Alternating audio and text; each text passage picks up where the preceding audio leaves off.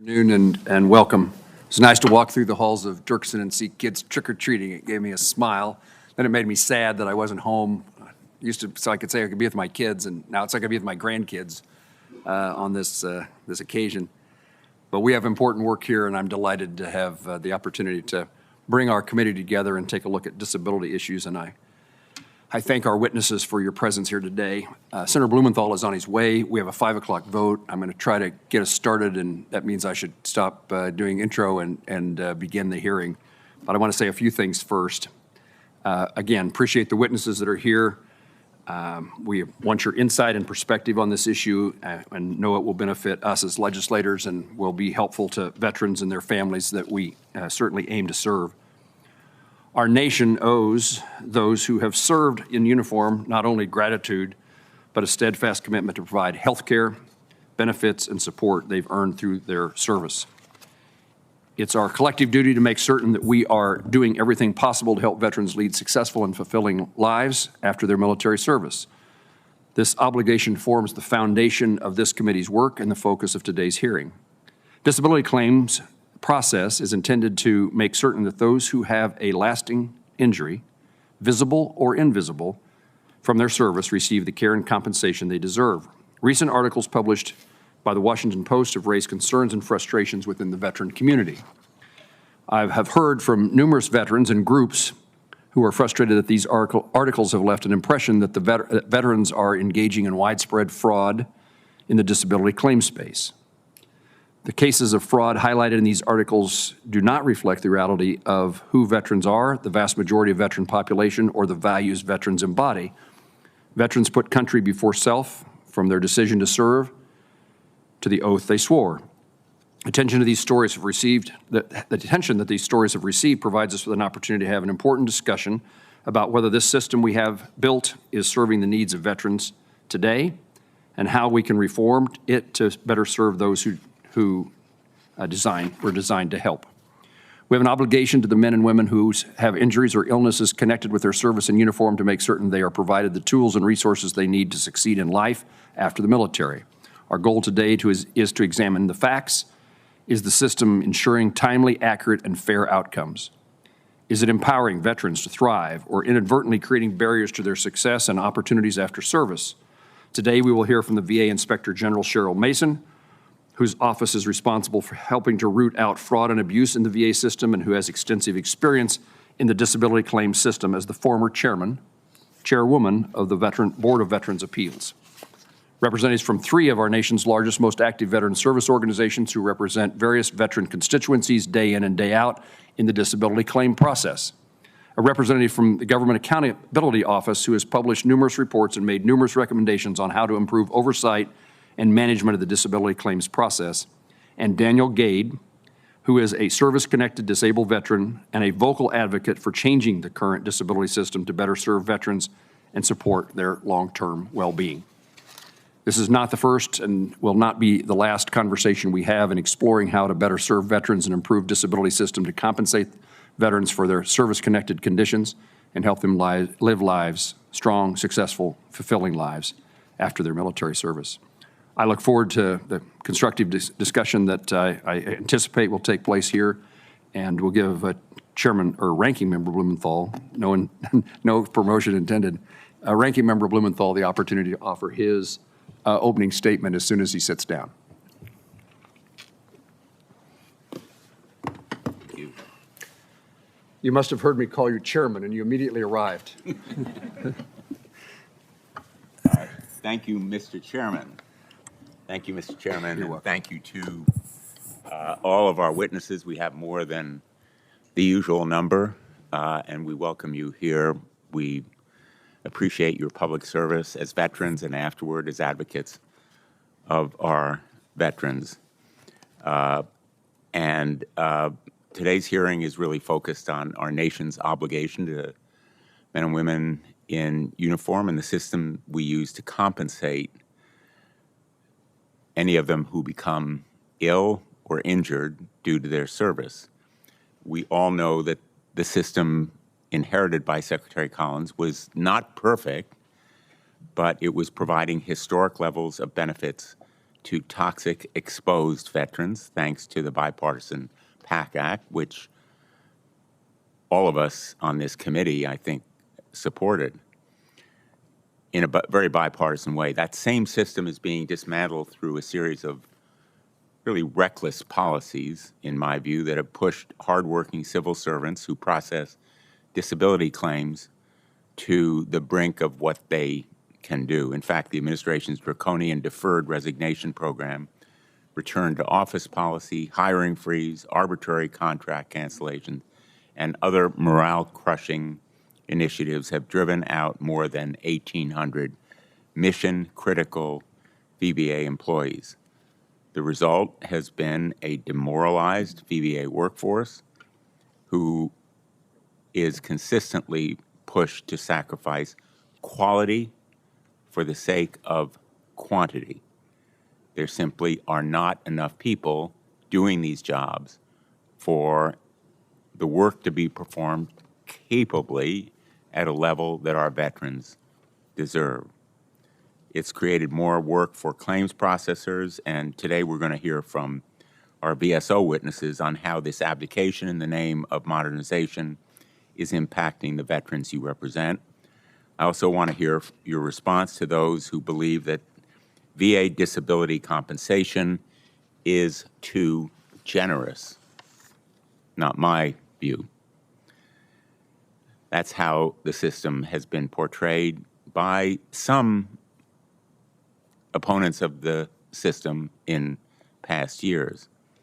The articles fail to understand or capture the purpose of the benefit.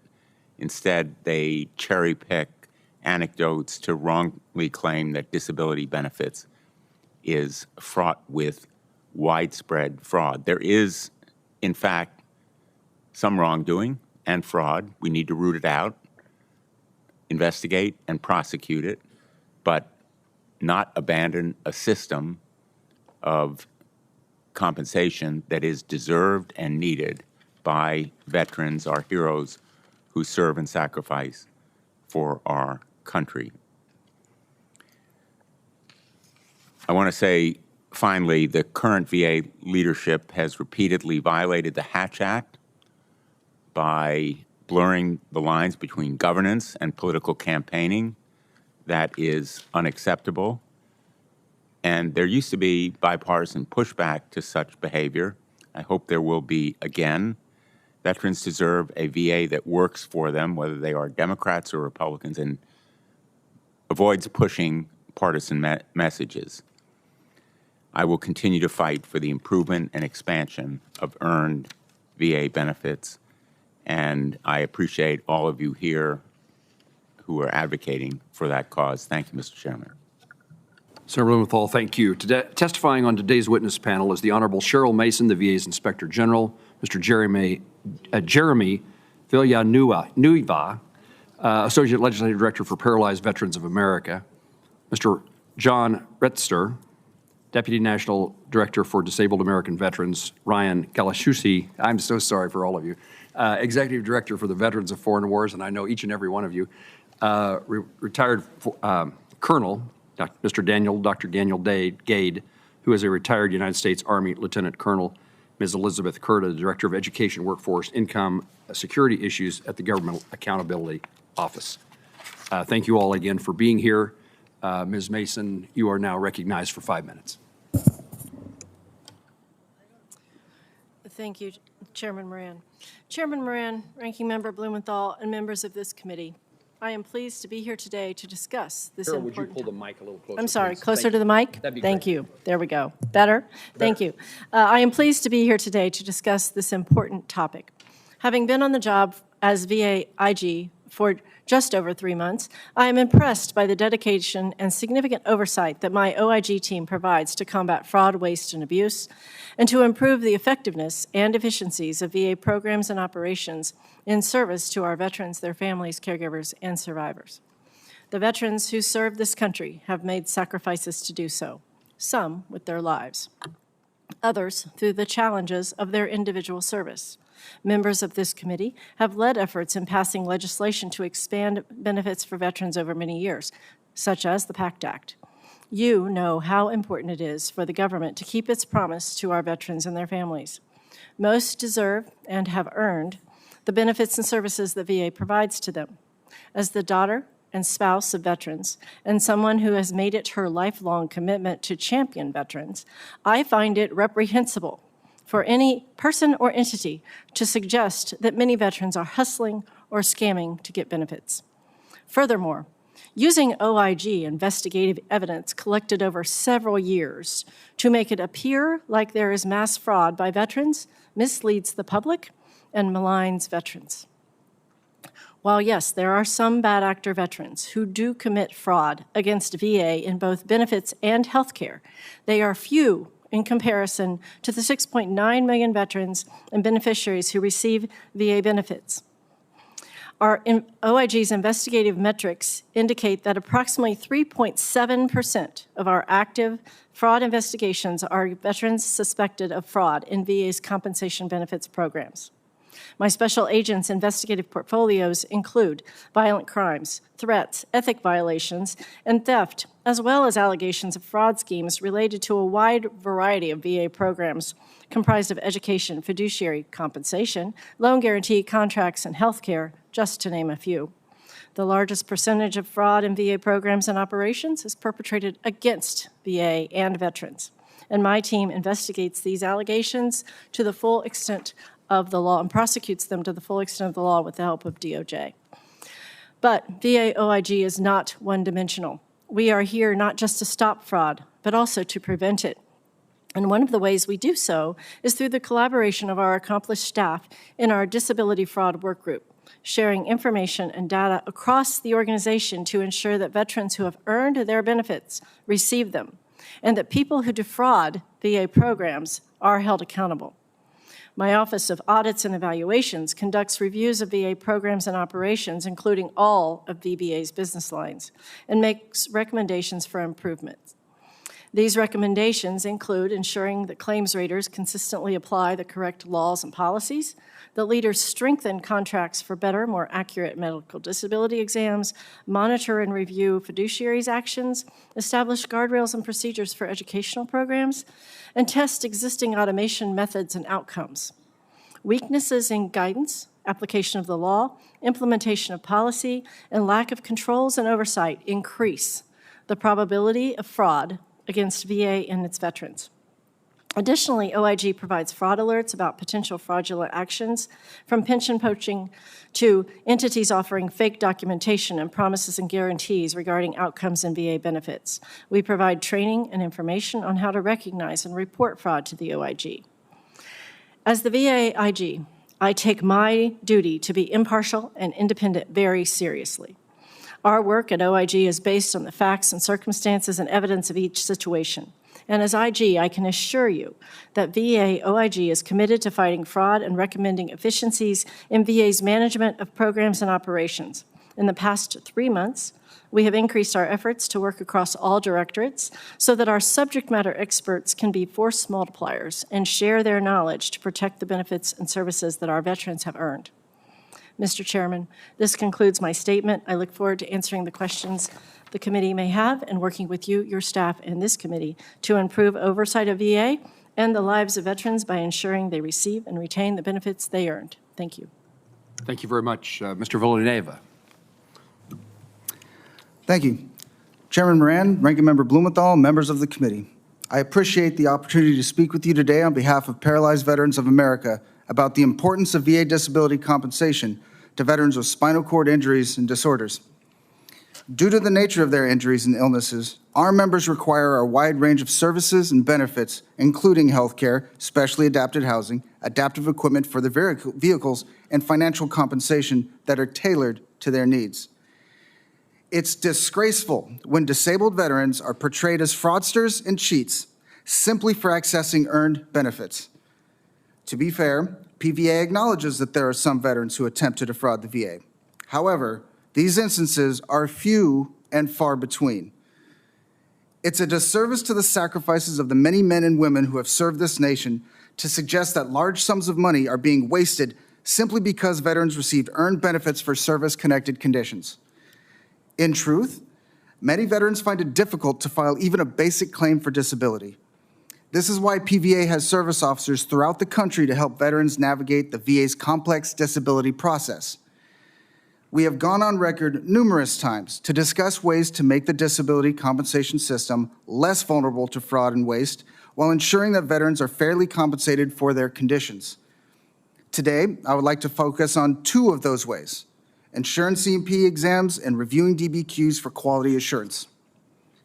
First, VA must ensure proper C&P exams. When a veteran files for a claim for disability compensation, a thorough examination is crucial to an accurate outcome.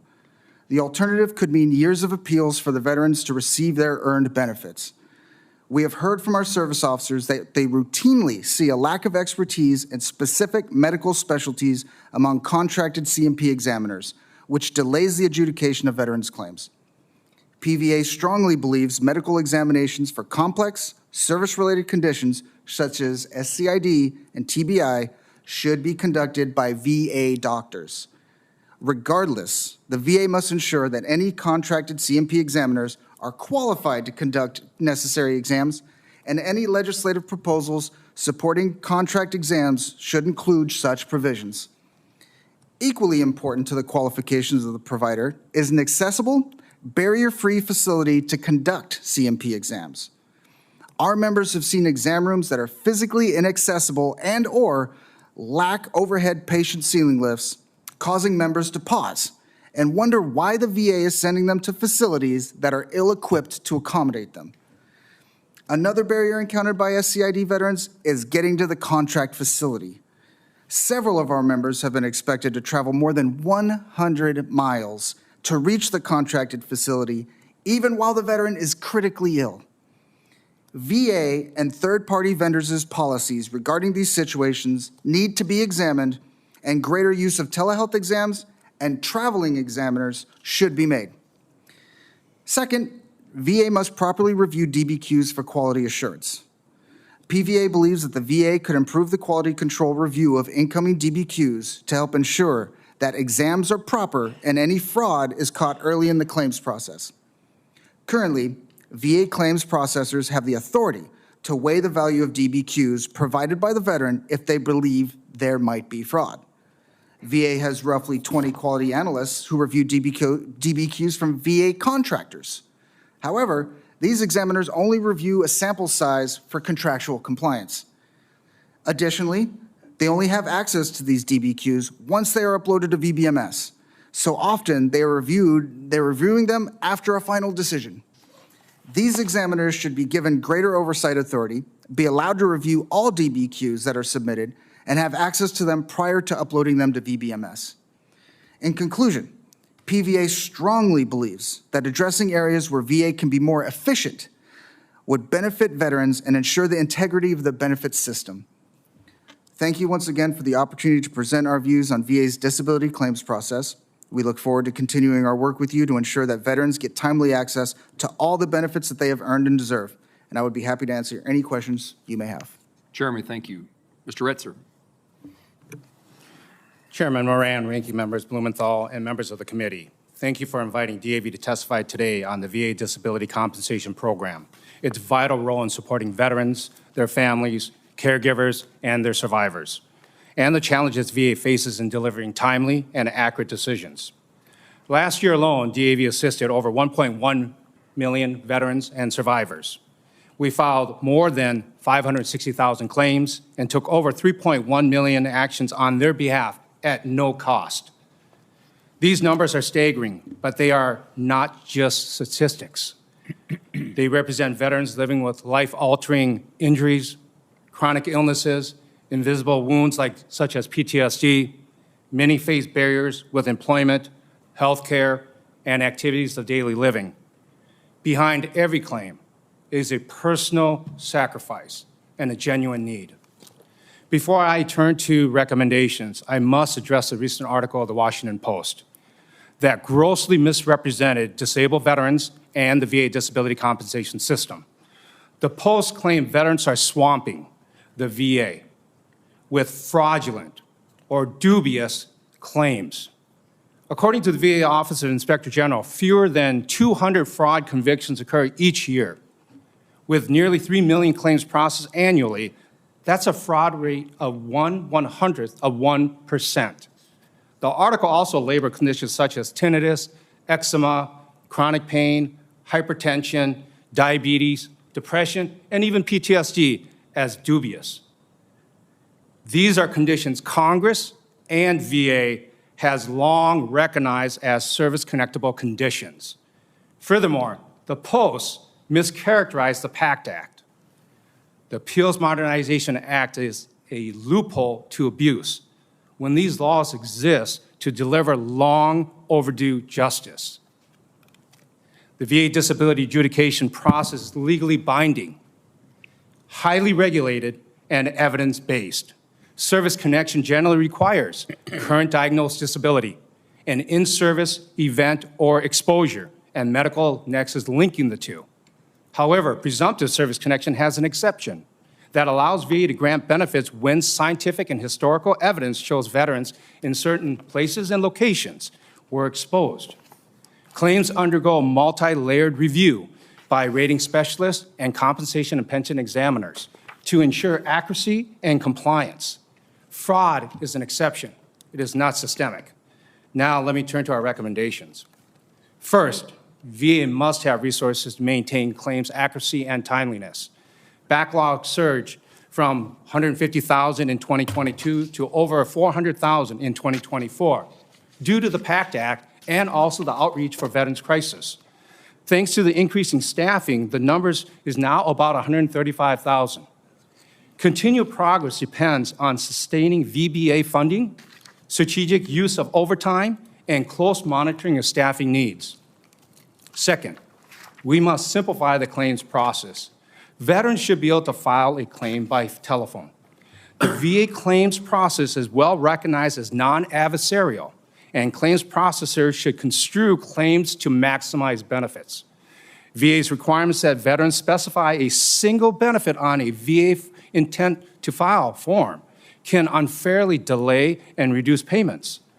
If a veteran checks only one box but later qualifies for another benefit, they lose retroactive entitlement. This rule should be removed. Third, VBA must optimize technology.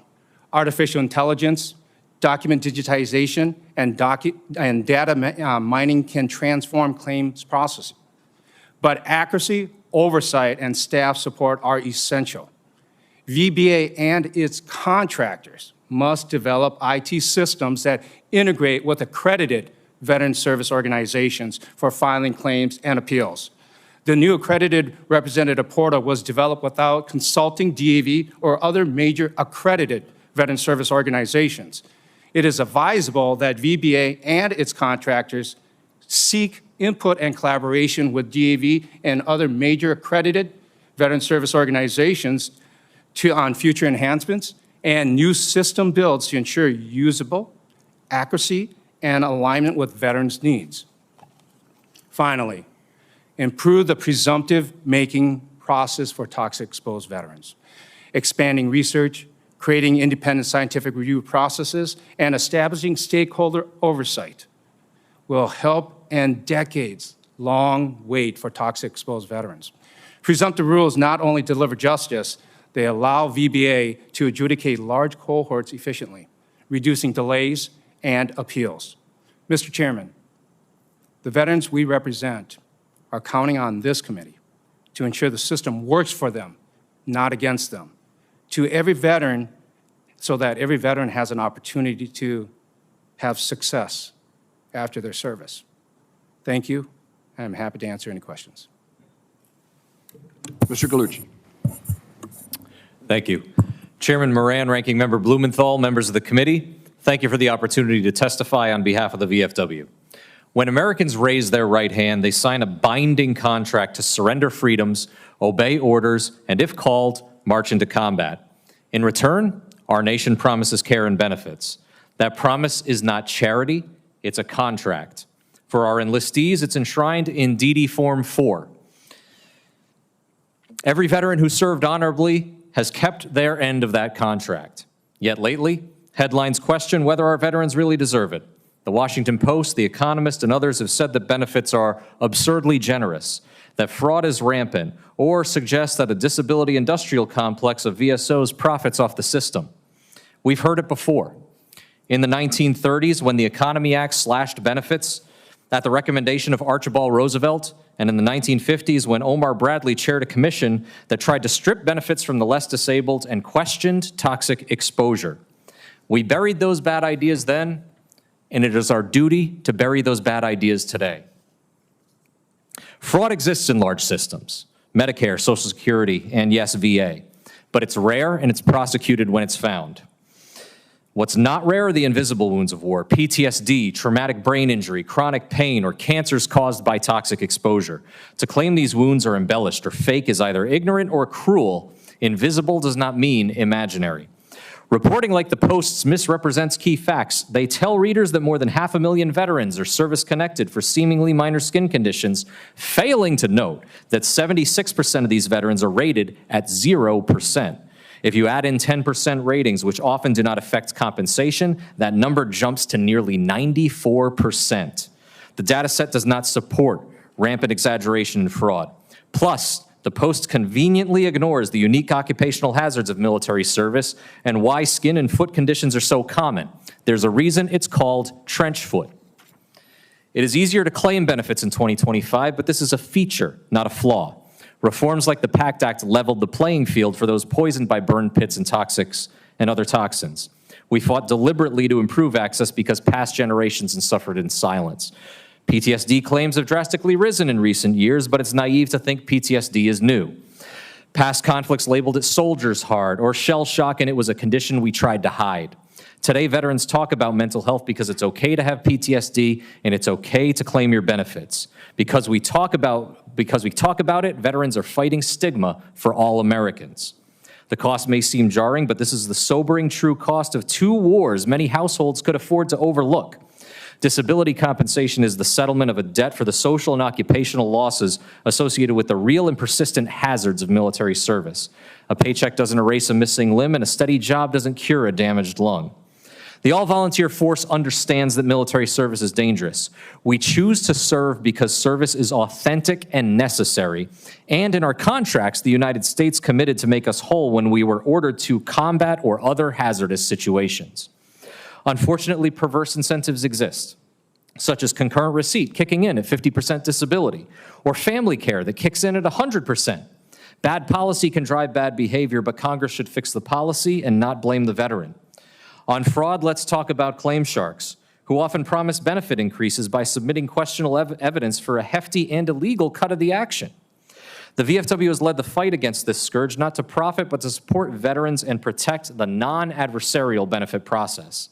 The VFW has testified before Congress 15 times over the last 3 years, raising this alarm. We've had countless conversations with the committee seeking to stop the fleecing of veterans and taxpayers, but our calls have gone unheeded, and we're now targets of the Washington Post, accusing VSOs of embellishing. Our accredited representatives are bound by strict ethics regulations in 38 CFR. We tell veterans what they need to know, not what they want to hear. And we invited the VA General Counsel to audit our training in 2021, an offer that still stands 4 years later.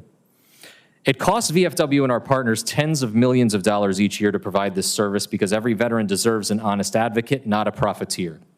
Our veterans didn't ask what was in the air they breathed or the water they drank, and unlike many other public servants, they can't just walk away if they don't want to do it anymore. We serve in accordance with the contract we signed, and many now live with the illnesses that steal their sleep, breath, and ability to work. Suggesting they embellish their suffering for some money is insulting. The VA system must work better. Simpler forms, improved access to exams, and reliable technology. But veterans and their VSOs are not the problem. We appear before Congress dozens of times every year asking for some nuanced reforms that sometimes come to fruition, other times don't. And as we speak, the government shutdown disrupts our work as critical deadlines approach. Veterans can't afford to wait. We must reopen the government to avoid unnecessary pain and hardship for our defenders. Members of the committee, the all-volunteer forces carried this nation through the last quarter century of war. We kept our promise. Now the nation must keep its word. It's time for all of us to honor the contract. Thank you, and I look forward to answering any questions the committee may have. Thank you. Dr. Gade. Ladies and gentlemen, thank you for the opportunity to testify on the VA disability compensation system. My testimony will differ from most you've heard. I'm a member of no veteran service organization and have no motive other than to help restore the lives and dignity of millions of veterans. For too long, you've been told that the best way to care for veterans is to shovel billions of taxpayer dollars into their pockets. This approach has resulted in a veteran class that is sicker, more marginally employed, and more suicidal than ever. By paying veterans to be sick, we create more sick veterans, separated from meaningful lives of purpose, and we deepen our suicide crisis. I developed this perspective through hard experience and long study. I was wounded in combat twice, losing my right leg and spending a year at Walter Reed. After recovery, I earned a master's degree and joined the White House Domestic Policy Council, where my previously acquired user-level experience was bolstered by my work alongside both the Joel Shalala Commission and the Scott Commission. I later completed a PhD in public policy focused on the VA claims process, and while teaching at West Point, co-led the Independence Project, a randomized control trial demonstrating the powerful link between employment and health.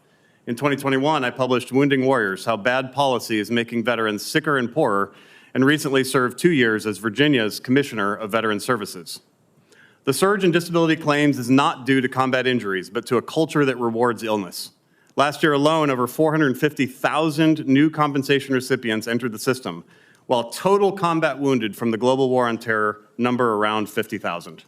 Last year, more than 270,000 veterans began receiving compensation for tinnitus, which is 100 times the number of GWAT amputees over a 20-year period. Blessedly high survival rates from combat wounds are not the cause of the growth. This lie allows advocates to tuck every veteran disability claim under a cloak of virtue. Instead, the avalanche of claims is driven by nonprofits and pay-to-play claims companies that encourage veterans to selectively exaggerate or falsify symptoms to, quote, grab all they can, end quote. Aging, genetic, and lifestyle conditions are increasingly labeled service-connected, resulting in tens or hundreds of thousands of veterans rated as 100% disabled who have no true incapacity or whose incapacity would have eventuated regardless of service status.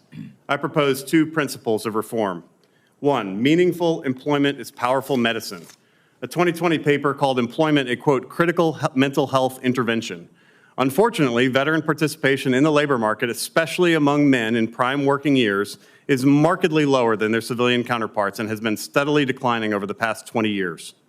Disability compensation discourages work by rewarding inactivity. Some programs, like IU, create a direct barrier to work. Any separation from the labor force causes isolation, malaise, and reduced income, coupled with a demand for ever higher disability payments. We should shift dollars from paying veterans to be sick towards meaningful incentives for gaining and maintaining productive employment. Early positive incentives can have a long-lasting positive effect, as demonstrated by the Independence Project. 2, disability compensation is a destructive goal. Disability is a negative word. In Latin, dis means not, opposite of, or apart. The disability compensation system pulls veterans into a destructive identity as, quote, disabled veteran, rather than helping create a positive, forward-looking life and career. This system is anti-thriving, anti-productivity, and ultimately anti-veteran. Further, it discourages future generations serving by painting veterans as a troubled problem class. The compensation system traps veterans into a disability identity, teaching them to chase 100% rating as a proof of honor or source of validation. 9 of the top 10 conditions for newly rated veterans are easily exaggerated or totally unverifiable. We need a system that affirms veterans' capacity to thrive, not their presumed fragility. Here are several steps that would protect the integrity of the system. 1, treat but do not compensate for non-disabling conditions and eliminate conditions caused by genetics, aging, or lifestyle from the compensation rolls. Sleep apnea is one obvious example. There are hundreds of others. 2, require active treatment for compensated mental health conditions. If compensation is warranted, so is care. 3, extend VA medical eligibility to all service-connected conditions without tying it to disability ratings, removing an incentive for false claims. The current disability system robs veterans of purpose and dignity, trapping them in idleness and despair. Further, the isolation brought on by separation from the labor market can and does send many veterans into a morass of tragic consequences. Reform will be difficult. Entrenched interests protect the status quo, but it is essential. A close look at past changes shows that what survives the legislative and rulemaking process are usually additions to existing programs or the creation of new programs. The VA budget grows inexorably despite the system causing immense ongoing harm. Deep structural reform will save lives and restore what veterans truly need: meaning, work, and hope. And to Senator Tuberville, I say, War Eagle. Ms. Curda. Good afternoon, Chairman Moran, Ranking Member Blumenthal, and members of the committee. I'm pleased to discuss GAO's work on VA's management and modernization of its disability compensation program. VA has taken various steps to improve this program. However, VA is a large, decentralized organization where efforts to bring about positive change can face strong headwinds.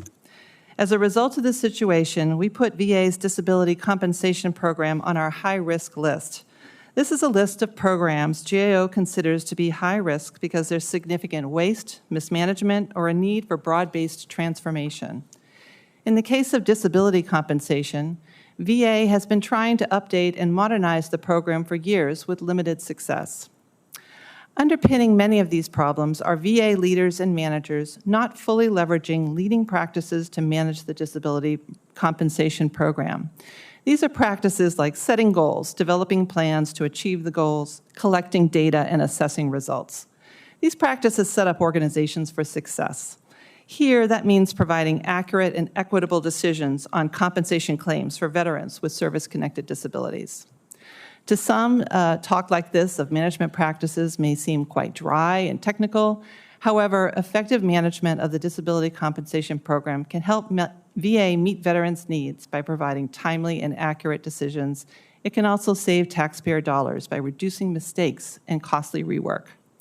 My testimony today discusses first, VA's longstanding challenges with managing changes to the disability compensation program. Second, challenges to ensuring the quality of disability compensation decisions. And third, policy approaches that disability commissions and others have raised for modernizing VA's disability benefit structure. For the first area on managing changes to the program, one key example of a longstanding challenge is VA's efforts to update its rating schedule. VA continues to rely on outdated medical and earnings loss information in the rating schedule to determine whether veterans qualify for disability benefits. VA's updates of the medical information in the rating schedule have been slow. VA is 10 years behind its goal. While VA officials have updated many of the body systems, several systems remain outdated. Moreover, the rating schedule has not been comprehensively adjusted since its creation in 1945. Past studies found that, given all the changes in the labor market, veterans were not being equitably compensated under this 1940s model. For the second area on ensuring the quality of decisions, our prior work has identified challenges to VA providing high-quality disability exams for veterans and training for claims processors. These exams and training are key for accurately processing veterans' claims and preventing fraud, costly delays, and rework. For example, we recently made 5 recommendations to strengthen VA's oversight of contracted medical exam quality. Our recommendations generally focused on 3 areas: identifying and correcting the most frequent or complex problems with contracted exams, incorrect financial incentive payments to contractors, and third, a gap in feedback from those who perform disability medical exams. VA generally agreed with these recommendations. As of today, none of the 5 have been fully implemented. In addition, our 2021 report highlighted numerous shortfalls in VA's management of its training for new and experienced claims processors. To address these shortfalls, we made 10 recommendations. As of today, 4 recommendations remain open, including ones to enhance VA's planning and evaluation of its training program. For the final area on program modernization, our prior work has identified various policy options proposed by others for rethinking VA's existing disability benefit structure. For example, our 2012 report examined opportunities and challenges of several policy options. These options included things like integrating vocational services with cash assistance rather than focusing on compensation alone. In summary, addressing the long-standing challenges we've identified requires sustained leadership over the use of leading management practices. And ultimately, this would help ensure veterans receive accurate and timely decisions on their disability compensation claims while also safeguarding taxpayer dollars. This concludes my statement. and I'm happy to address your questions. Thank you very much. Senator Tuberville. Thank you, Mr. Chairman. Thank you for your passion. This is a great panel. Thanks for doing this. We spent a lot of time doing things to help our veterans. I come from a military family, and it's been very passionate to me. Right benefits for the right veterans. I think that's what our title is here today. I'd like for anybody to answer this. I don't know who to ask this question to, but many of you will remember that under the Veterans Access, Choice, and Accountability Act of 2014, a commission on care was established to develop recommendations to improve the VHA. The call for this commission came after a scandal at the VHA. Don't each of you think that it's time for a commission was established to develop recommendations to improve the VBA? And don't our veterans deserve a system like this with a commission? Anybody want to answer this? Push your button and have at it. Okay, I guess I'm going to jump in. You're first. Go ahead. Yes, I think a commission would be very, very well placed. I think it is needed to look at the VBA process like it's supposed to do at VHA. Anybody else? Go ahead, Ryan. Oh, thank you, Senator. I get nervous about the prospect of a commission, and there's a reason why. Well, we all do. I remember with the Air Commission, we as an organization were a bit of champions of that, and it couldn't make it past the first marker. And now we're seeing the repercussions of that. I know we're talking about the Benefits Administration, but now with Veterans Health Administration, it's become glaringly obvious that the infrastructure is in the wrong place, and it's resulted in a higher cost for care.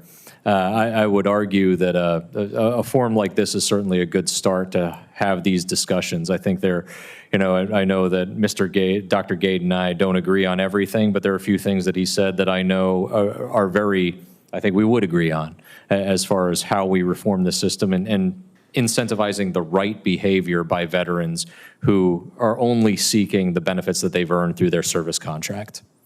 Thank you. You know, with the passage and fast-tracked implementation of the PACT Act, it has put a strain on disability claim processes. How can we simplify that? How can we make sure they both work? A lot of money's been put into this. Anybody? Senator, I'd like to just briefly point out that there are several things in the PACT Act that are not only problematic from a sort of overloading the system point of view, but also problematic from a moral point of view. So here's an example. The PACT Act makes hypertension presumptive condition for all Vietnam veterans who are exposed to Agent Orange.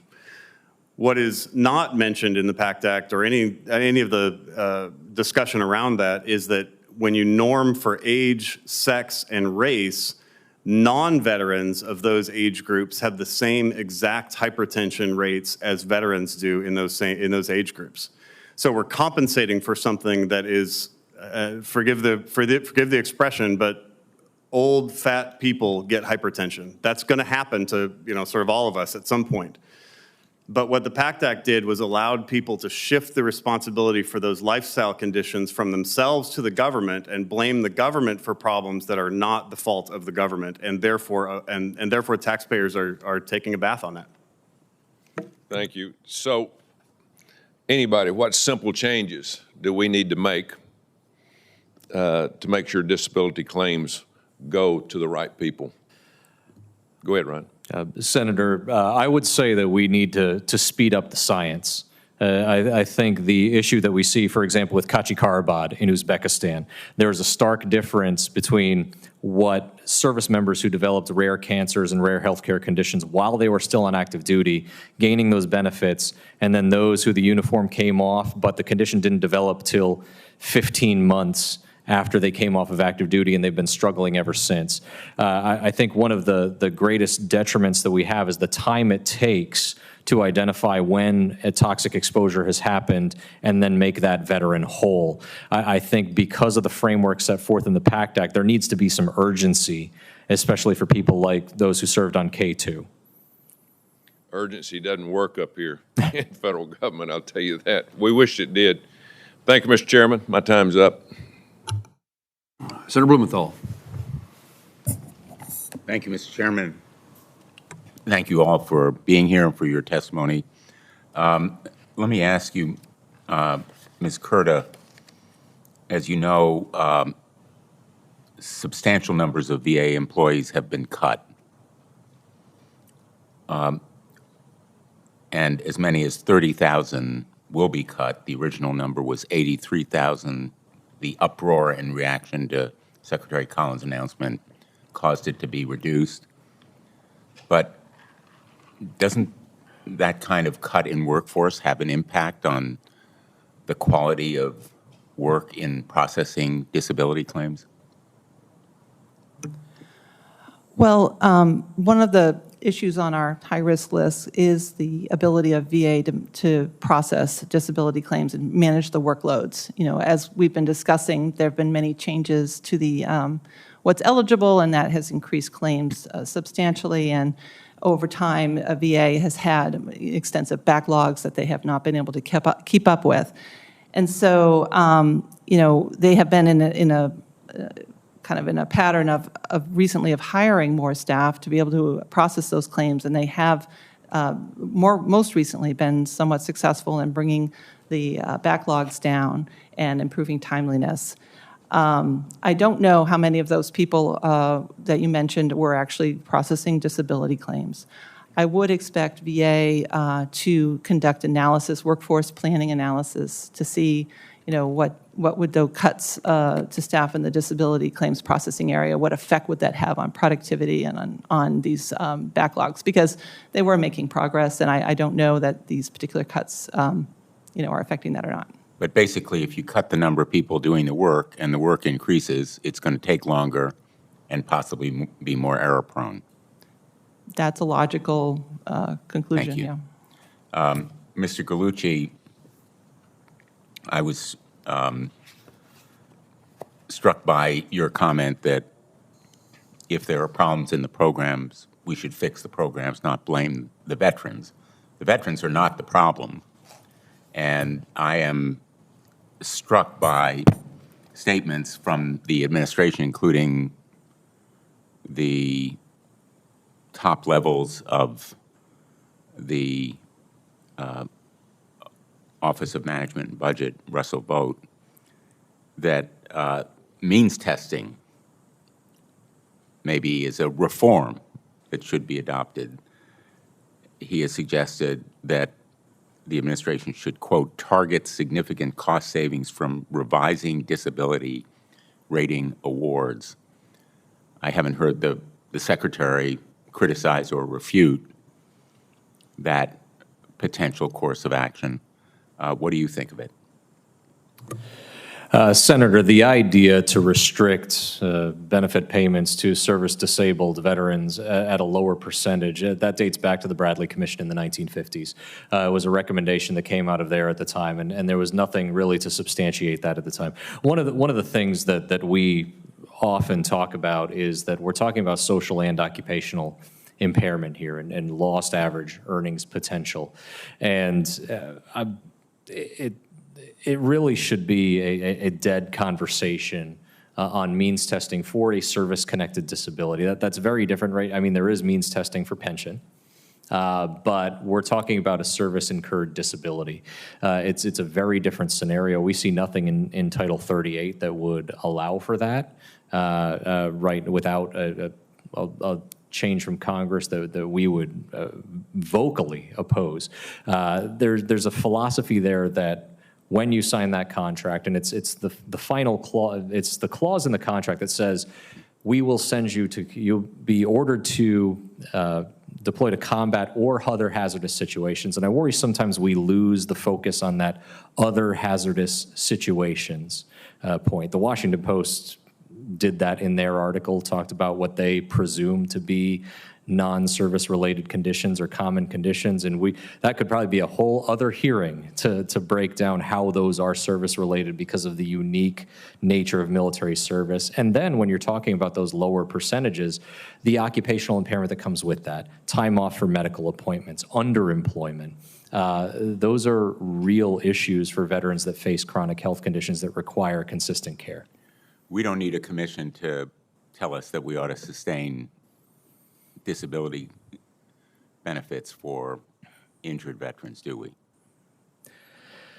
I think it's an obligation of our country to honor the enlistment contract, the contract that we all signed, and provide the care and benefits that we've earned.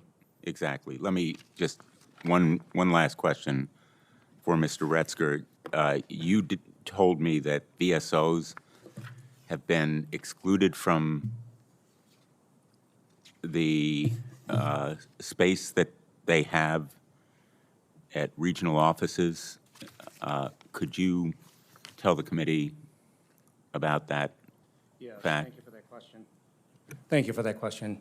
And yes, unfortunately, our national service officers around the country who have been co-located within the VA regional offices are not allowed to conduct normal business to be able to assist the veterans, even though that the VA regional offices are closed. We were only allowed 30 minutes. And an example is in North Carolina. We unfortunately went there one morning and we had over 180 pieces of mail. And when you look at that, those are time-sensitive issues with effective dates to file initial claims and evidence to support pending claims and so on. And it makes it very difficult for us, even though our team is ready to provide services at home doing telework. We've been ready because of the pandemic, prepared us to do that. But what we are seeing is that our service officers, unfortunately, now have to deal with the PII, taking information out of the regional office and to do that work and, be responsible, and they are. But the thing is, it really drives a wedge in our process because within the VA regional office, we have the capacity of technology and the resources to do secure work. And we're very disappointed, and we hope that the VA will open back up for all organizations that are accredited in there, because this is the first time in any shutdown that we are actually not allowed to stay in. Thank you. Thank you. And I've spoken to others about it. I don't know whether that's the experience of other VSOs as well. Is that true of VFW, Mr. Gallucci? It is. Okay. Yes, it's the common experience for those of us who utilize space in those federal facilities. And this morning, we were also notified by General Counsel that the processing of accreditations is not considered an accepted activity. I might ask, and I have mentioned it to Inspector General Mason, and perhaps she can look into it. Thank you. Thank you all. Thanks, Mr. Chairman. You're welcome. Senator Roano. Thank you. I think when you read the Washington Post recent article, it really gives the impression that the whole system of ratings and disability payments and all that fraught with peril and fraud. So as Mr. Gallucci said, a system as large as that there will be fraud. So what I'd like to ask the Inspector General Mason is, a system like this, a program like this is going to have fraud. My concern would be that do we have the capacity within the VA to investigate fraud? And I'm not sure who prosecutes the fraud, whether the VA has lawyers that does that or whether that has to go to the Attorney General's office. But really, I would like to know what kind of capacity is in the VA to investigate fraud, meaning that has the entity that would, I guess it would be your office, Ms. Mason, that would investigate fraud. Have you Yes. seen reductions in the number of people in your office? So Senator Hirono, let me answer that question. So it is our office that is charged with that duty to investigate and work with DOJ, primarily the assistant U.S. attorneys, and as well as local law enforcement to go after the fraud, and we do that. To go after fraud, there does have to be a threshold, though, of intent. So there has to be corroborating evidence and facts. So our office does that. As far as the number of people we do have that currently in the shutdown. My investigators, that's who's working. Oh, excuse me, why don't we go well, I'd like to ask the question relating to pre-shutdown. So the last IG had over 1,000 staff.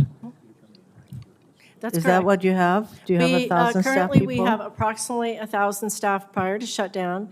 OPM did authorize me to, through exemptions, to hire 35 additional staff across the OIG, which included 2 investigators, and we were proceeding to do that, but shutdown got in the way.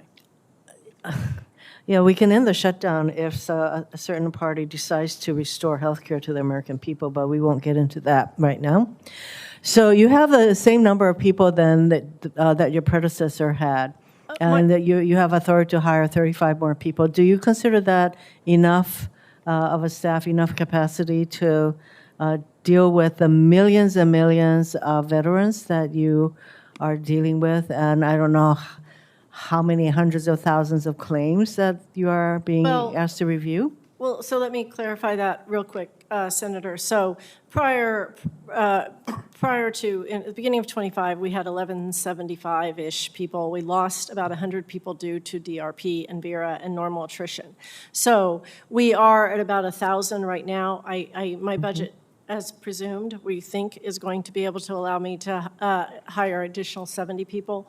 OPM has given me credit for 35. Yes, However, we don't go after the claims. We don't adjudicate the claims. We investigate fraud, and we do oversight of the department who does all those claims. But we have the people to do that. Okay, so there's another office within the VA that has oversight over the claimants, and you have all these people who have to determine ratings and That's the veterans of, that's, extent of disability, et cetera, that leads to certain amounts being paid. So then let me ask you this then, do you think that you have enough capacity to investigate all of the fraud that you think is out there? we do. Primarily, majority of our work, Senator, is in education and healthcare and fiduciary fraud, as well as a significant some compensation. But as I testified earlier, so in my you would. statement, I'm it's running about out of time. 3.7%. So you would take issue with the Washington Post article that seems to Absolutely, indicate there's massive fraud going on in the VA There system. is no massive fraud going on. I take issue, yes.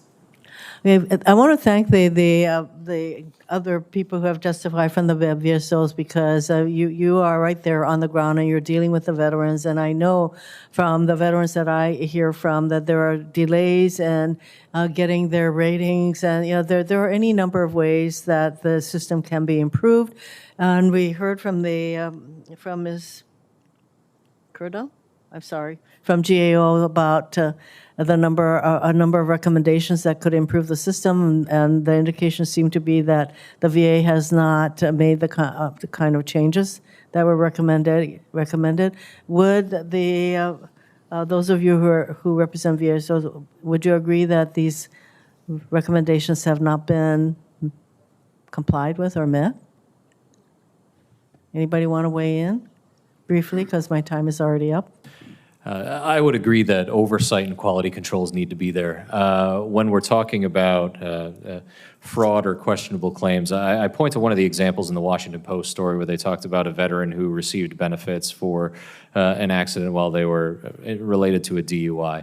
I believe that that's a quality control thing. And there are things that are supposed to be considered willful misconduct that don't qualify for benefits.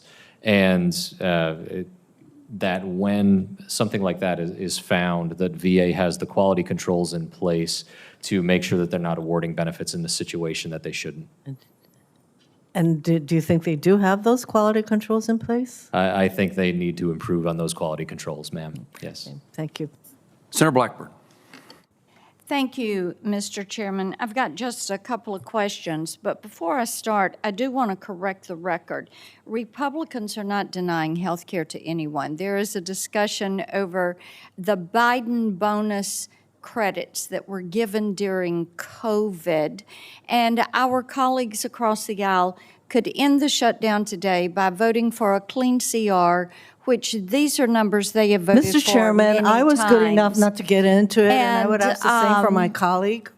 And then also, I would note that the claims backlog that was referenced happened during the last administration, and we discussed this at length in hearing after hearing, with the fact that workers we're working remotely, and of course, and Ms. Mason, I want to come to you on this because the PACT Act implementation caused a lot of confusion. And there was the warning of we had a $3 billion shortfall, and it was going to require emergency spending.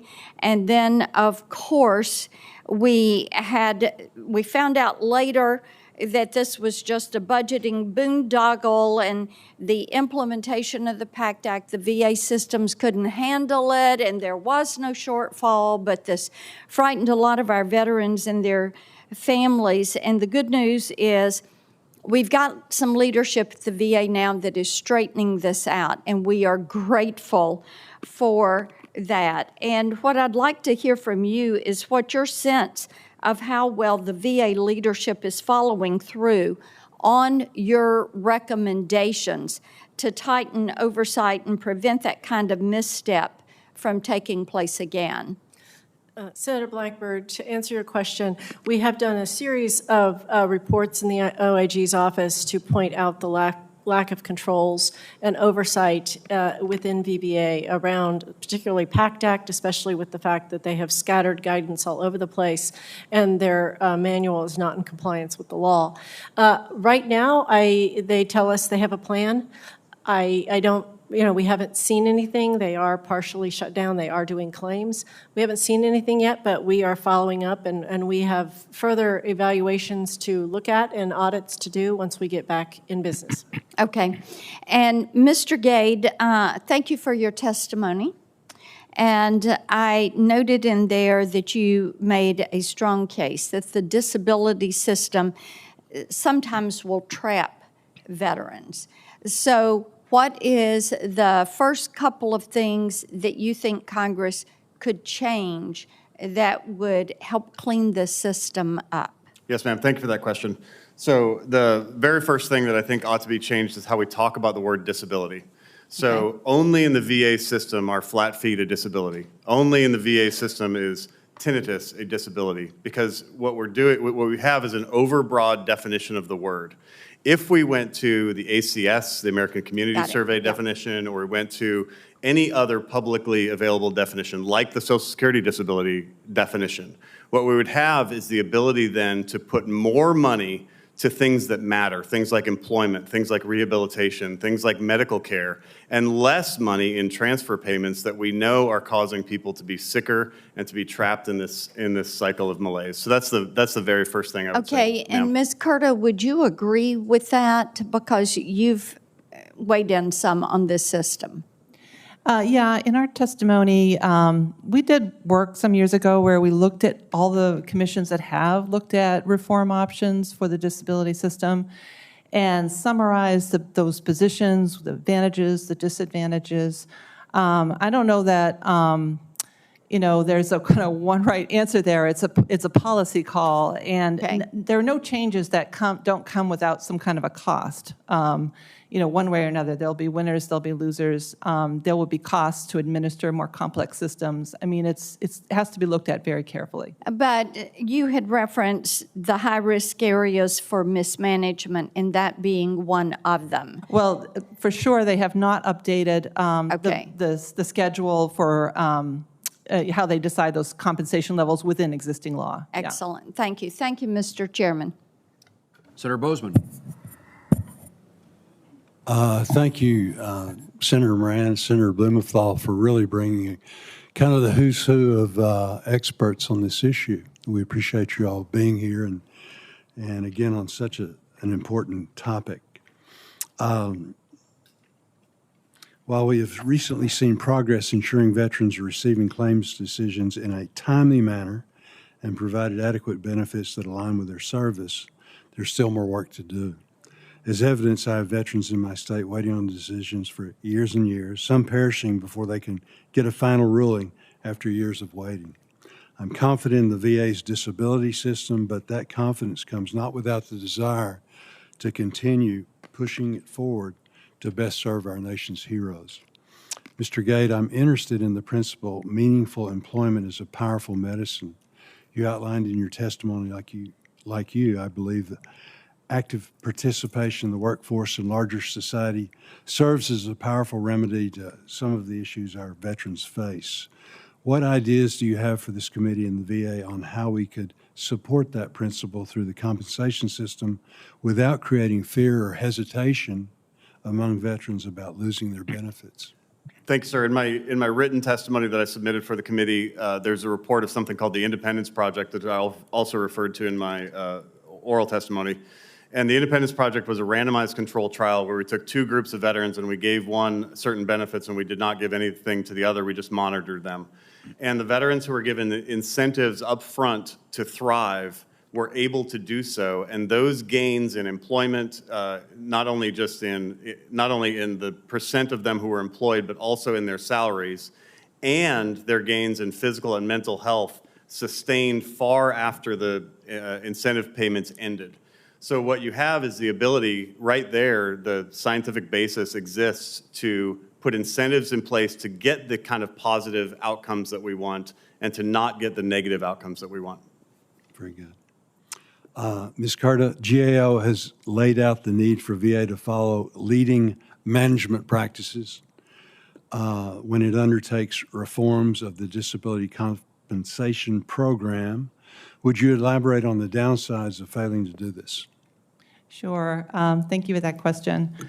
When we set out to look at how they manage reforms at VA, the first question we asked was, how many initiatives do you have ongoing? And they couldn't tell us.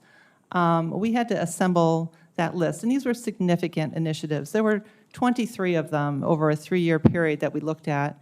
We pulled a sample of 5 of those randomly and compared them to how are they being managed, for success, and found lots of issues. We made a lot of recommendations to improve those initiatives because they weren't setting goals, they weren't involving key stakeholders, they weren't monitoring progress.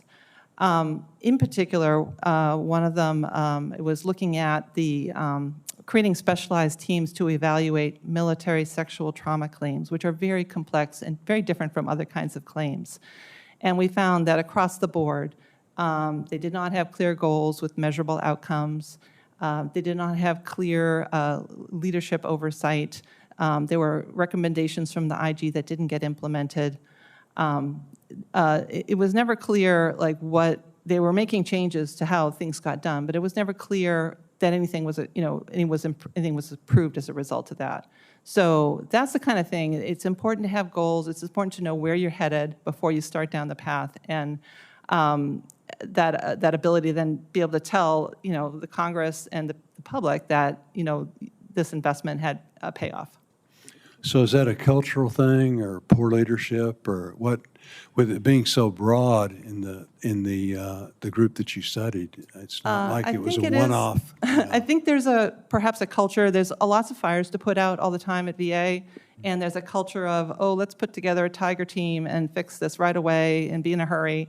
And I think sometimes they don't have a good system in place to ensure that when they get started, they have that kind of good plan in place. And that was one of our high priority recommendations for the Secretary, is to put in place a policy that if you're going to start a major reform initiative, that it have these elements in place before you start, so that you'll know where they're headed. Right. Thank you, Mr. Chairman. Senator Shih. Thank you, Chairman. Thank you all for being here today. As a fellow combat veteran of multiple tours, married to a combat veteran, I take these issues very seriously, and I want to echo some comments made from our VFW partners about some poisonous and disgusting rhetoric from the Washington Post recently that accused our veteran community and our broader veteran service organization community of fraud, of taking advantage of the American people. When this group of people, this body of veterans, raised their hand and swore an oath to defend this country, the system's not perfect. There's no question. The VA is not perfect. Veterans are not perfect, and there is fraud, no doubt.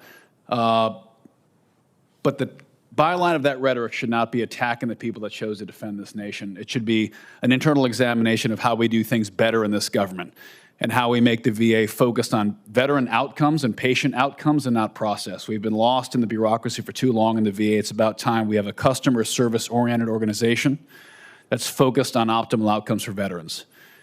Outcomes for veterans. Veterans, not victims, is my favorite saying. We're not victims. We don't come back sorry, asking for handouts. We come back wanting a new mission in life and wanting to be empowered to continue to serve our country in law enforcement, in government service, even in entrepreneurs. We want our veterans to come home and be empowered, not treated like victims. But sometimes they need that help to do so. And I'd welcome your thoughts specifically. I think Dr. Gade related to specifically how does our incentive system within disability claims, how's our incentive system within the transition process? Are we incentivizing veterans to succeed at the end of that process, or instead are we driving them into a cul-de-sac of dependence? Because ultimately we want to help them as a bridge to another successful chapter in life. We don't want them to be professional veterans when they're done. We want them to be done and be proud of their service, but then open a new chapter for their life and succeed there. Sir, thanks for that question. When I went through the transition assistance program when I was leaving the military, we spent about half a day on employment stuff and about a day and a half on how to file disability claims. And the proverbial little lady in tennis shoes stood up there and said, claim everything you can. It's free money. All you got to do is go get it. And if you have these conditions, you get this. But if you look at the DBQ carefully, and she like stomped on the floor and said, if you look at the DBQ carefully, you can see that if you have these conditions, you can get to 70%, and if you have these conditions, you can get to 100%. And so it was right there in front of people that all you have to do is exaggerate and you can get paid more. That's not actually my main problem. My main problem is what happens then. Because if a veteran is separated from the labor market, they don't work anymore, they're sitting at home, they're sitting on the couch, their wife is going to work, if it's a male veteran, the children are going to school, and what happens when those people come back home is the veteran is still sitting there. And that's a life of disempowerment, not empowerment. And men get so much identity from their work that we ought to be putting all of our effort into positive, meaningful, gainful employment and get away from saying to everybody, hey, get everything you can from the government. All you got to do is fill out this little form and we'll give you disability payments. Thank you. That's exactly right. And disability is too oftentimes confused that if you're able to work, you don't deserve that disability. And the truth is that disability is a recognition that you're going to carry that injury, that condition for the rest of your life, and you can never heal from that because of what you did for this country. What do we think about alternatives to how the disability system is currently structured? And this is open to anybody. I mean, how can we better structure this so that after our veterans leave, take the uniform off, we're incentivizing them to find new careers and succeed in those careers, but still recognizing they have conditions they have to live with? Sir, if I may really quick, the way that we talk about disability is different than any other program talks about disability. The bar is much lower, the conditions are much broader. If, and I'm not making this proposal necessarily, but if we were to take the people 60% and below in 2024 annual benefits report, and we were to say, you know what, those are conditions that we're going to treat for, but we're not going to compensate for those because they're not a disability by any other definition of the word. What you would do is you would save $20 billion a year that you could then put towards meaningful job programs. You could put towards internships and externships and education and even higher benefits for the triple amputee and the person with a traumatic brain injury. There's a way to do this that's smart and that incentivizes the right things, and that's what I'm just begging folks to focus on. We're at the end of my 5 minutes, so I'm sorry. You want to wrap up quick? Yes, Mr. Senator, Retzer? I just wanted to say, it's very important that we understand, yes, we know about the injuries and illnesses, but the thing is we have questions with regards to integration into rehabilitation, and then there's compensation. We need to understand that it's complementary. And we need to ensure that when we look at the VA's stability of it, that VA's integrated care links the issues really. That's healthcare, vocational programs, and education. That's the struggle that we're having here. And so VA needs to continue to expand programs like the Veterans Readiness Employment System while they ensure that the veterans are getting their compensation. As you said, they have earned these benefits. So we want to make sure that they strengthen the partnerships that are out there to employees and workforces to ensure that they are hiring and recruiting veterans and really emphasize that there's a difference between the integration back into employment versus compensation. Well, thank you for being here. We're at the end of our nation's longest war, and we may potentially be seeing the start of another war soon. So the work you're doing is going to be absolutely critical. Veterans, not victims. Outcomes over process. Patience over bureaucracy. Thank you. Sir Sheehy, thank you. Sir Duckworth. Thank you, Mr. Chairman. I have to say I must express disappointment in the decision to convene a legislative hearing that amplifies the Washington Post's misleading and flawed attack against the VA disability benefit system, especially by inviting a witness who supports those sentiments. And adding insult to injury, this effort to falsely depict our nation's disabled veterans as a group of dishonest fraudsters and cheaters originates from a paper that is owned by a multi-billionaire whose net worth exceeds by tens of billions of dollars the total amount that the United States government spends on disability compensation to over 6 million disabled veterans in any given year. Look, nobody is denying the unfortunate reality that a small number of veterans exist who will dishonor their own service and that of their fellow veterans by defrauding the VA. These individuals can and should be prosecuted to the fullest extent of the law. If we want to enhance deterrence, we should strengthen enforcement resources to increase the rates of criminal investigations, prosecutions, and convictions of these fraudsters. The mistake we must avoid is allowing a minority of criminals to dictate the redesign of the VA disability benefit system into a bureaucratic black box that is more frustrating and less fair and will leave more veterans waiting and dying, waiting to get their benefits that they've earned. Since we met many years ago at Walter Reed, I've been disappointed, Colonel Gade, in watching your journey. You and I were there together. We suffered together. We recovered together. But I have to say, I've been disappointed in watching your journey to becoming one of the leading critics of the entire concept of disability compensation for disabled veterans. And I do feel that you believe that you're simply offering our fellow disabled veterans some tough love that everyone else is too afraid to give to inspire them to achieve the success that you've been so very fortunate to earn. However, your rhetoric, particularly in downplaying the severity of the reality of the invisible wounds of war, runs the real risk of doing more harm than good. Portraying disabled veterans as a group of takers who will happily never work again for $3,100 per month is incredibly condescending and disrespectful to these heroic Americans. Disabled veterans, like any American, want to work for more than just money. They're driven by a sense of mission, purpose, and meaning. And your characterization of disabled veterans who accept disability compensation as being moochers who are trapped by the system advances a very damaging stereotype that shames many veterans into foregoing VA benefits at a cost to themselves and their loved ones. So there's an irony that the VA is being accused of being too generous, too trusting, and too focused on enhancing efficiency for disabled veterans by a paper whose owner is famous for accumulating a vast fortune by adopting a core management principle, obsessive customer focus. So my question for the VSO leaders on the panel is simple. Do our disabled veterans deserve worse treatment from the United States government? No, they don't. No, they do not. Should Congress require VA to presume that every disabled veteran applying for benefits is guilty of fraud? They shouldn't, because they're not. Should VA force every disabled veteran to fight through copious amounts of paperwork and push through layer upon layer of code-harsh bureaucracy to prove, beyond a reasonable doubt, to obtain what are often quite modest disability compensation benefits? Senator, no. We must never forget that Congress and VA have worked hard for many decades to end an unacceptable status quo where the VA benefit system was hostile, combative, and stunningly inefficient. My larger fear is that our committee indulging in efforts to demonize the VA disability benefit system will lead us to creating a harmful guardrails that do reduce improper payments, but at the cost of scores of eligible disabled veterans giving up and abandoning efforts to secure the benefits they earned when they served our country in uniform. Would any of the witnesses testifying on behalf of VSOs like to elaborate on that threat and why criticism of VA trying to instill a culture that seeks the let's get to yes is preferable to a culture that seeks to get to no? Senator, I will happily take that question if I may.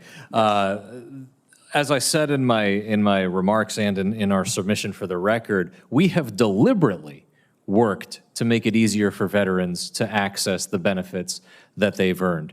Those of us who have worn the uniform have seen it where peers of ours struggle for the care for the diseases or the health conditions that they're suffering with. In addition to Kachikarabad, our organization's advocating for air crews. Congress just passed a study to make sure that air crews, it was signed into law, that we study their toxic exposures. There's a group of veterans, submariners, and the veterans of foreign wars who are speaking very vocally about the unique challenges of submarine service and the exposures that they have. Now, make no mistake, we all knew that military service was dangerous, but as we've focused on, when we say honor the contract, it was in our enlistment contracts. It's in there, required to order to serve in combat or other hazardous situations, and then entitled to receive pay allowances and other benefits as provided by law and regulation. So to have a discussion where it's portraying veterans accessing that system as if we're somehow exploiting loopholes and it's an honor system, look, it's trying to pit veterans against Americans, other Americans. And it's something that we shouldn't tolerate, especially when such a small percentage of the population volunteered for that dangerous job that has occupational hazards that others can just walk away from. The data is clear, and it's not just data coming from the VA, but from other or not-for-profits, that the vast majority of veterans' claims for benefits are truthful and accurate, not that they're fraudulent and false. And I think we need to keep that in mind. Thank you, Mr. Chairman. Senator Duckworth, thank you. I thank all of our witnesses, and I just highlight for the committee and perhaps for my own satisfaction, there's no doubt about what the controversy that arises from this Washington Post article, but I have great faith in the witnesses that we have here, the veterans who have talked to us, the information that we've received to suggest that this committee is capable of hearing from veterans and responding to the thought that is expressed in the Washington Post article. I also have sufficient faith in the colleagues here, many who have served, some who have served and earned disability, that we have the capability as members of this committee to sort out and have the opportunity also to hear from somebody who has a different point of view so that we can come to a conclusion, probably more than one, conclusions over time about how we improve the system, and that we make certain that veterans who served and those who are disabled by that service receive the compensation as well as care that they're entitled to. So I'm pleased we've had this hearing, having this hearing, and I think it has value as we try to sort out how we make things sufficiently better for those who served our country. I want to ask a couple of questions, and then a vote has been called, and we'll bring this hearing to a conclusion. First of all, Ms. Mason, Senator Blackburn asked you about Inspector General's report. Are there any particular reports that are pending on this topic of disability that you would like to highlight that would be important for the VA to come into compliance or explain why they are not pursuing the Inspector General's recommendations? Well, we have about 30. All of them equal importance, and all of them on this topic? All of them equal important, but I think we have 2 or 3 particularly that are pending on disability issues, but we have some audit work that we're getting ready to start, primarily around quality review, primarily around automation, particularly, and concerns we have around whether the right information is in the automation system.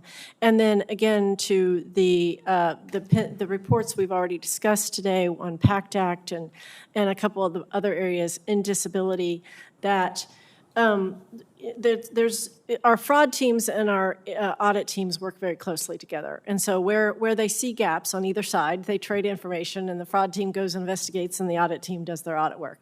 So we do have some others teed up. We only have a couple of reports, though, that are pending, and they are primarily on the quality aspect as well as the application of overall disability review.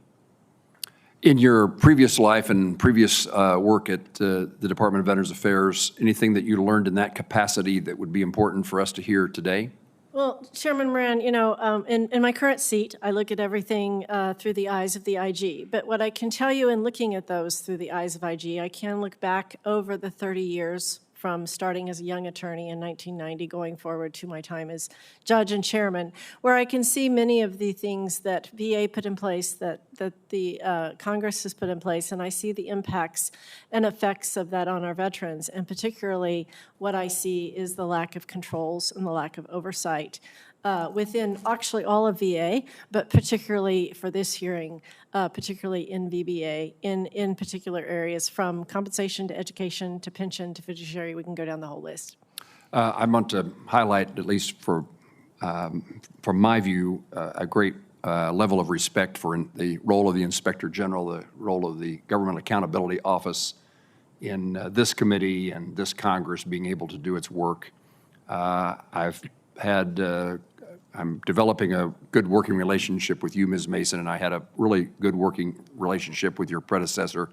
And my view is that the efforts by both of these agencies are hugely valuable to the well-being of veterans that we all try to serve. And we do talk to each other often, Chairman Moran, both you and I and Ms. Curda and her team. Thank you both. Mr. Gallucci, you did something just a moment ago that I was going to ask you to do. I wanted to know what a member of the service believes when they enlist that their contract is with the United States government, with the Department of Veterans Affairs, with the American people, with our country, with our government. When someone raises their hand and takes the oath and enters the service, what is it that they expect in return? To put it in the simplest terms, that if we're going to live up to these other requirements to obey all lawful orders, subject to the military justice system, serving in combat and other hazardous situations, that will be taken care of if something goes wrong on the government's time and on the government's dime. I point in the Washington Post story, we've talked about this a lot, about them talking about toenail fungus, right? That was in there designed to really bait people into thinking, well, that's common. That happens to a lot of Americans. You go to a gym, you get athlete's foot, you treat it with some Tenactin. I don't know. But the issue is we're talking about military service, especially ground forces, Army, Marine Corps, that focus so heavily on foot health and hygiene. Because when I was deployed to Iraq, OIF-1, living out of a Humvee for the first couple of months, personal hygiene was sparse and difficult. And I talked to a veteran before coming into this hearing who has dealt with a systemic fungal infection since he served in the Marine Corps. This is very real. It's an occupational hazard. It may sound odd to someone who's never served, a reader of the Washington Post or a reporter who never raised their right hand, but that's why it's service-connected. A veteran who's on a medication that causes liver damage because it started out as a foot fungal infection, started as toenail fungus.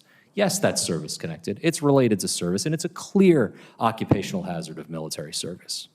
Thank you. And do those individuals, they know that at the moment they enlist and raise their right hand? You don't know all of them, but I'll tell you this: we know the military is dangerous, right? Right. Its job, as our Secretary of War says, is to destroy our enemies. I mean, we know it's dangerous going in, but we believe that with the contract that we signed, if something goes wrong, that we will be taken care of. Dr. Gade raised this topic of work, and I certainly share a view that work is important to the well-being of every human being. It is a way we earn a living and get satisfaction, hopefully, from what we do. I always think it's something that's within us that gives us purpose in life, soul, a sense of meaning and value. What is it that we can do? Dr. Gade indicates that there's seemingly a disincentive from the disability system to work. But aside from that suggestion, of that connection, there's a lot of things that the Department of Veterans Affairs is entrusted to do and should be doing to help veterans find meaningful employment. And I saw where a group of Fort Riley soldiers who were about to end their time in the military service Spent time in Wichita, Kansas at the aviation and aircraft companies learning about opportunities for their future. There is a significant demand for the skill set and integrity, the moral values of a soldier, of a member of our military. There's demand for that work. And yet we may not be taking the sufficient advantage of the opportunity that a person who is leaving military service can provide value to a company. I love it when we've got a program in Kansas to interest soldiers as they depart in agriculture, to become farmers. There's a demand for those kind of employment opportunities, what are we missing in trying to make certain that work is honored, aside from the suggestions of Dr. Gade?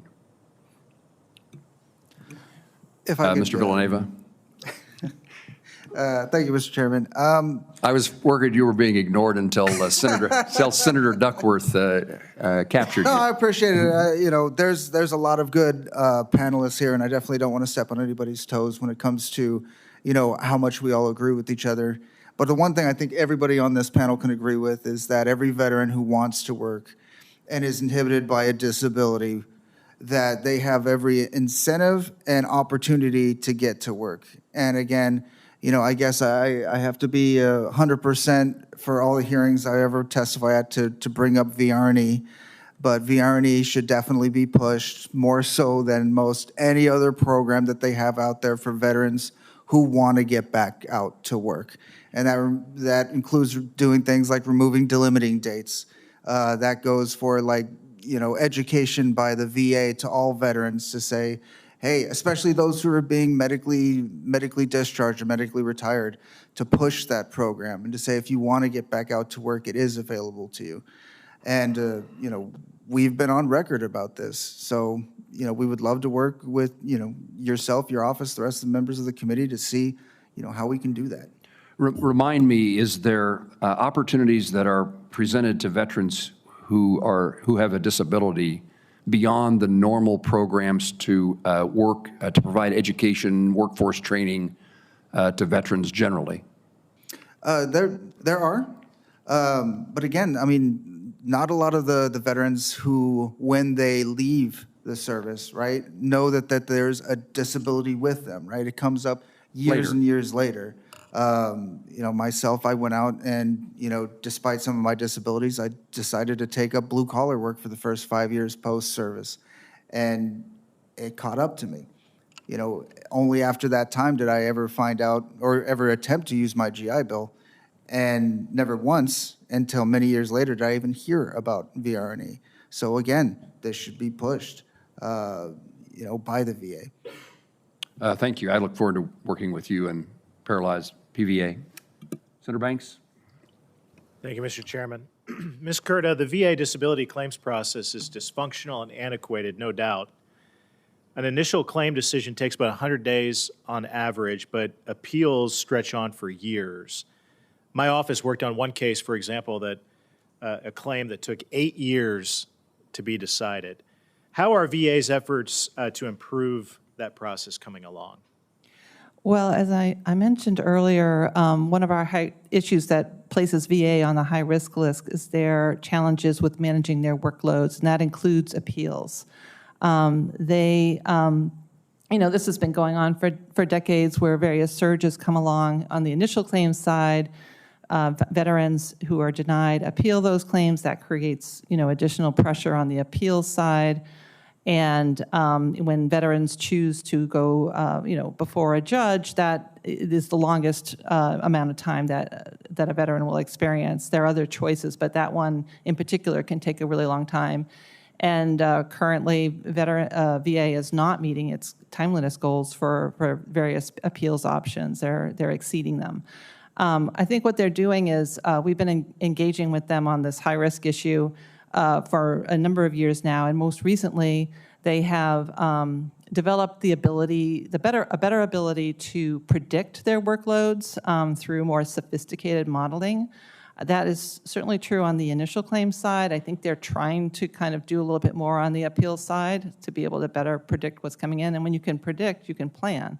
and you can, get the resources that you need to get the work done. So they are moving along. They still are somewhat lacking in their, I think, capacity to really fix the problems. But we were close to moving up their rating in the high-risk issue last year, and that budget issue came along, and we had to kind of rethink that. But they have made progress in terms of their just ability to plan for workloads, and then so that when things do change, and they will change, they're in a position to address them.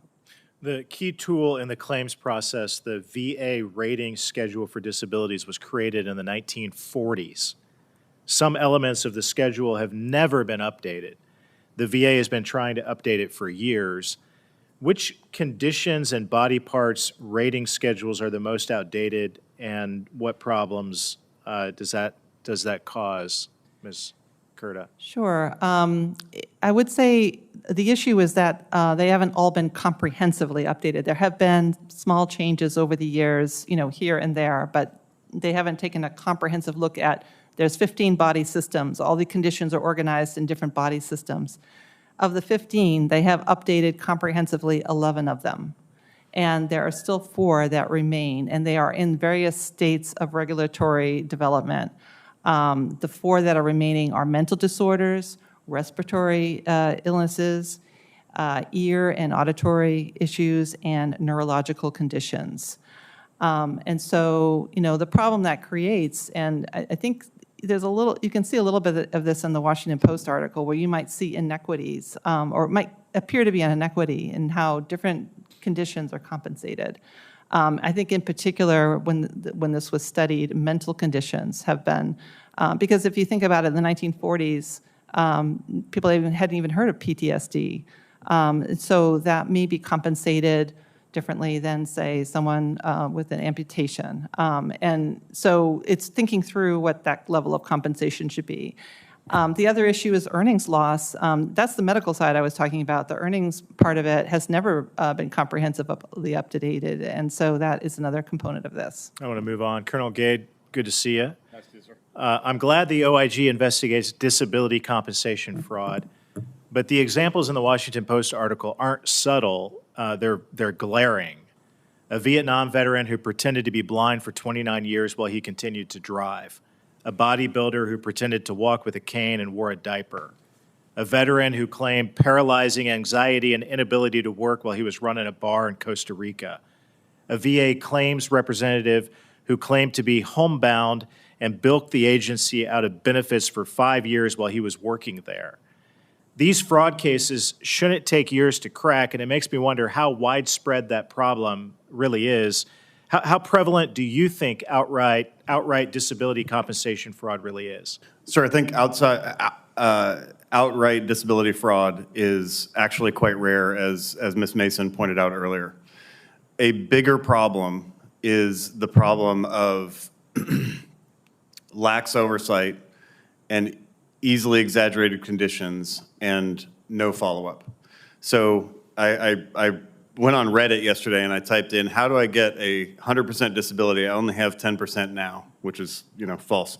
So here's what Reddit said. Go to your CMP exam with a DBQ that you filled out yourself. Look up what you will qualify for, 100%, and check the boxes and write the explanations that apply to you. Submit that to your examiner at the beginning of the appointment and have a copy in front of you. Throughout the exam, answer the questions based on the answers you gave on the DBQ. So it's widespread that people know that the DBQ exists. They know that if they claim this severity, they get this disability. If they claim this severity, they get this. And if they claim this, then they get this. It's widespread knowledge. And so that's a kind of quiet thing that the Washington Post article never even discussed. Got it. Thank you. My time has expired. Let me see if anyone, before we conclude this hearing, does anybody have the sense that they wanted to say something that they didn't get the chance to say, or correct anything that you said that you wish you hadn't have said? Chairman, I would like to jump in here real quick. Please. The VA OIG looks at pretty much everything from soup to nuts from fraud, as well as the oversight, as we've discussed today. But one particular area that I think Senator Banks just touched on and Colonel Gade touched on are the DBQs. And let me be clear. The DBQs are a problem both publicly and internally. They're because of the lack of controls, and we have specific reports to this as to issues that VBA is not following up on within their internal contracts and their DBQs. They are the pot calling the kettle black. So there are issues with public-facing DBQs. There have been since they were engaged and brought forward, and those continue both internally and externally. So our recommendation is that we look at and we recommend that the committee consider looking at all DBQs and setting some standards at your level. Thank you. Anyone else? Mr. Gade? And Senator, just briefly, and I'm sorry that she departed earlier, Senator Duckworth and I were in the hospital together. She was wounded 2 months before I was. And so I wish that we had been able to have that conversation that she directed to me in a two-way direction, but unfortunately I had to sit here. What I believe about mental health reform is that the system should better address invisible wounds like PTSD, but without incentivizing long-term disability. PTSD is curable. PTSD is possible to recover from and lead a full and thriving life. But a veteran who's labeled 100% permanent and total before the efforts have been made to get better is one whose life is made worse by that system. And that's been my argument for the last 20 years, and it will be my argument until my dying day. And I'm sorry that Senator Duckworth missed that. Anyone else? I didn't expect anyone to take advantage of my suggestion. You can't allow me to miss my vote. Yeah, I'll make this quick, Mr. Chairman.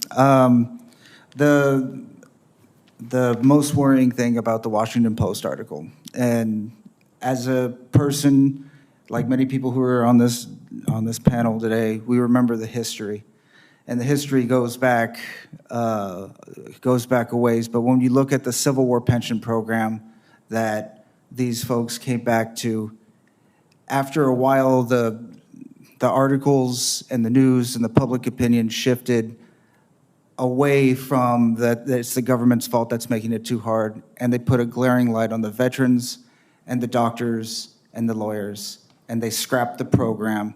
And as we all know, that went from that to the Spanish-American pension program, which preceded the bonus marches of the 1930s. And we're less than a half mile away from where thousands of veterans camped out for days, and some of them lost their lives for their benefits. Now, as we move forward and this discussion moves forward, we should always keep that in mind so that it never, ever happens again. If there is a program that can be improved, that's here already, we should all work together to make those improvements. Thank you. It's a good place, a good place to end the hearing. Thank you. I want to again thank you. Each member of the committee now has 5 legislative days to submit any written statements or questions for the record. Any senator who would like to submit a question for the record to today's witness needs to, I didn't say that quite right, let's do it over. Each member has 5 legislative days in which to submit statements or questions for the record. Any senator who would like to submit a question for the record for today's witnesses, please do so in a timely manner. Likewise, I ask our witnesses to respond to any question for the record following today's hearing in a timely manner as well. And with that, this hearing is adjourned. Thank you.